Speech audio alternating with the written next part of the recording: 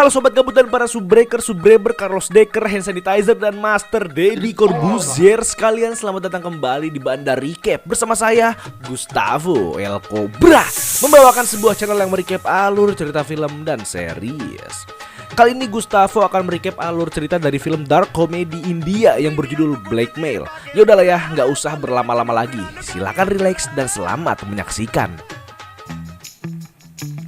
Tokoh utama dalam film ini adalah Dev, seorang karyawan dari perusahaan tisu toilet.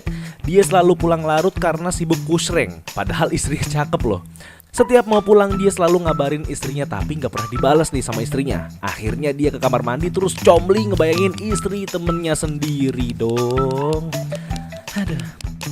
Tapi memang sebenarnya pernikahan mereka sedang tidak baik-baik saja, karena mereka berdua udah gak pernah berbicara satu sama lain. Satu-satunya topik pembicaraan mereka adalah tagihan token listrik. Karena capek diperlakukan sebagai ATM berjalan, Dev pun curhat ke teman kantornya. Teman kantornya pun menyarankan untuk PDKT lagi aja sama istrinya. Dia pun menyarankan untuk pulang cepat dan membelikannya bunga. Tapi apesnya semua toko bunga sedang tutup. Dan kalian tahu apa? Akhirnya Dev pun mencuri bunga dari kuburan dong. Duh, emang si Dev ini gak pernah nonton Ewing HD apa gimana sih? Dev pun pulang ke rumah dan mendapati Rina, istrinya yang sedang dalam mood yang bagus. Saat masuk ke kamar, Dev pun mendengar suara dari pria lain dan ternyata selama ini istrinya selingkuh, guys. Waduh. Apakah dia akan masuk ke kamar dan memukul kepala istrinya dengan lampu meja, ataukah dia akan mengambil pisau dan membunuh pria itu? Ternyata tidak keduanya. Dengan hati yang terkoyak-koyak, Dev pun meninggalkan mereka berdua dan membuang bunga kuburannya. Saat pria itu pergi, Dev pun mengikutinya dan mendapati kalau pria itu ternyata tinggal di rumah yang gede banget kayak rumah Soeharto. Dia pun menyogok security rumah itu dan mendapati kalau nama pria itu adalah Ranjit. Ternyata rumah tangga Ranjit juga sedang tidak baik-baik saja, karena istrinya sangat kaya. Istrinya pun mengontrol semua hal di hidup Ranjit, bahkan sampai hal-hal kecil sekalipun. Dev pun pulang ke rumah seperti tidak ada apa-apa. Dia pun mencuri kontak Ranjit dari HP istrinya dan memutuskan untuk memblackmail Ranjit. Yang Dev gak tahu, ternyata Ranjit juga sama miskinnya kayak dia. Ranjit pun harus minta uang ke istrinya dan bilang kalau uangnya akan dipakai untuk memulai bisnis ekspor-impor. Ranjit pun menaruh uang itu di dalam tempat sampah dan akhirnya tokoh utama kita pun berhasil mendapatkan uang tebusan pertamanya. Ayo, tepuk tangan. Sangat bahagia akan kesuksesannya, Dev pun langsung mabuk bareng teman kantornya. Karena efek alkohol, Dev pun keceplosan akan perselingkuhan istrinya dan dia dapat uang dari memeras selingkuhannya. Di sisi rumah tangga Ranjit semuanya tidak berjalan dengan lancar karena mertuanya menyadari kebohongan Ranjit. Mertuanya pun memeras otong Ranjit dan memaksanya untuk mengembalikan uang anaknya. Tidak memiliki banyak pilihan, Ranjit pun memutuskan untuk memblackmail Rina atas perselingkuhannya dia sendiri. Tapi tentu saja Rina gak punya duit. Setelah Rina gagal meminta uang ke orang tuanya, dengan sangat ironis Rina pun meminta uang ke Dev dengan alasan untuk biaya berobat orang tuanya. Sementara itu teman kantornya Dev lagi kencan sama pegawai baru dari kantornya. Dia mencoba untuk membuat cewek itu mabok, tapi bukannya mabokin, dianya yang malah mabok dan gak sengaja keceplosan tentang kasus pemerasan yang dilakukan oleh Dev. Ember bet ya. Dan ini adalah kabar buruk untuk tokoh utama kita, karena sekarang si pegawai barulah yang akan memblackmail Dev. Bukannya menghasilkan uang, Dev malah diperas uang lebih banyak dari uang tebusan pertamanya. Dan kalian tahu apa yang akan dilakukannya sekarang? Dia pun memblackmail Ranjit dengan nominal yang lebih banyak. Ranjit pun memblackmail istrinya. Dan udah deh, muter-muter aja terus kayak gitu. Ranjit pun memutuskan untuk menyewa detektif pribadi untuk mencari siapa sebenarnya orang yang sedang memeras dia. Ranjit pun juga membeli pistol murahan dari orang buta karena kenapa enggak? Ada-ada aja. Kurang salah apa ngebeli pistol murah dari orang buta coba? Di kantor Dev dapat surat pemerasan lagi dari pegawai barunya. Untung aja dia bisa dapat alamat si cewek itu dari teman kantornya. Dev pun mengunjungi apartemennya dan meminta untuk menyudahi pemerasan ini. Si cewek itu pun mengancam kalau Dev gak bayar uang tebusannya, dia akan menuduh Dev telah melakukan pelecehan seksual kepadanya. Apesnya, sebelum pergi, si cewek pun kepleset dan dia pun mati pada saat itu juga.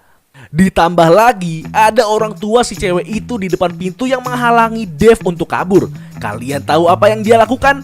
Dev pun membuka bajunya dan menutupi mukanya dengan tas belanja. Anjing goblok banget.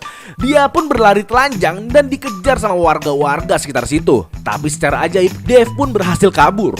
Di keesokan harinya di kantor banyak sekali polisi yang menginvestigasi kematian si pegawai baru.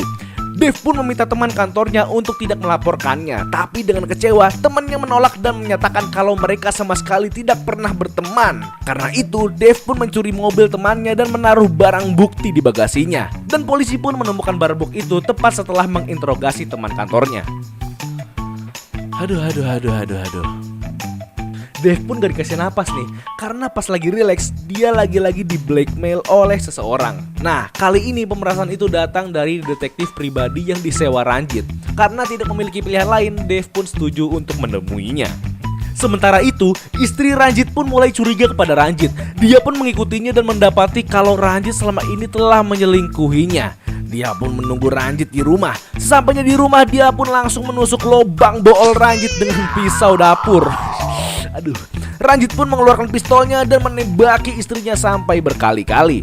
Tapi tetap aja, Ranjit tetap mendapat blackmail dari Dev dan Ranjit pun memblackmail Rina dan Rina pun kembali meminta uang ke Dev. Udah gitu-gitu aja. Tapi kali ini Dev menolak dan mengatakan kalau dia sudah gak peduli lagi sama orang tuanya Rina. Di jalan, Dev pun ngerasa gak enak sama orang tuanya Rina nih.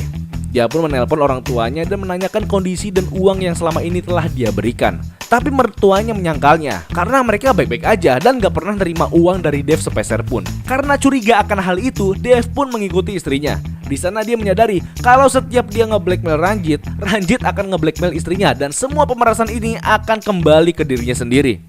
Dev pun ngefoto Ranjit sebagai barang bukti. Lalu dia bertemu dengan si detektif pribadi untuk membayar uang tebusannya. Namun sebagai gantinya, Dev meminta bantuan ke si detektif. Si detektif pun menelpon Ranjit dan memberitahunya kalau pemerasnya adalah teman kantornya Dev. Lalu Ranjit pun membunuhnya. Ranjit pun bergegas ke rumah untuk membersihkan tubuhnya. Tapi apesnya, pemerintah daerah sedang maintenance jet pump area situ dong. Dan yang lebih apesnya lagi, mertuanya pun datang ke rumahnya karena selama ini istrinya tidak pernah membalas telepon dari mereka. Mertuanya mendapati Ranjit yang sedang berlumuran darah dan dengan bodohnya dia bilang kalau ini bukan darah istrinya. Keceplosan kan tuh. Tidak perlu jelaskan lagi karena kita tahu masa depan Ranjit adalah penjara. Lalu secara anonimus, Dev pun mengirimkan foto Ranjit ke Rina, menunjukkan kalau selama ini orang yang telah memerasnya adalah selingkuhannya sendiri. Karena patah hati, Rina pun menghapus kontaknya Ranjit. Dan sekarang dia pun ngerasa sangat bersalah dan ingin baikan ke suaminya. Dia pun menyiapkan makanan untuk Dev dan berpakaian sangat cantik. Dev pun menerima pesan ajakan makan malam dari istrinya. Tapi Dev memutuskan untuk menghapus kontak istrinya.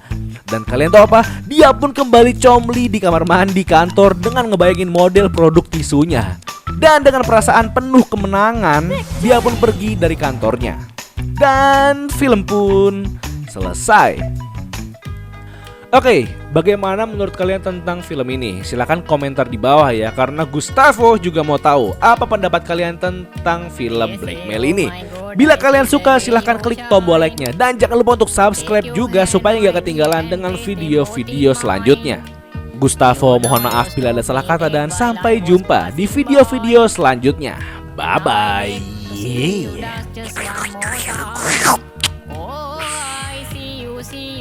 You every time. And oh my, I like your style. You make me wanna cry. And now I beg to see you dance just one more time. So they say, dance for me, oh. I never seen anybody do the things you do before. They say, move for me, eh. And when you're done, I'll make you do it all again. So they say, natapan, oh. I never seen anybody do the things you do before. They say, palayam, eh. And when you're done, I'll make you do it all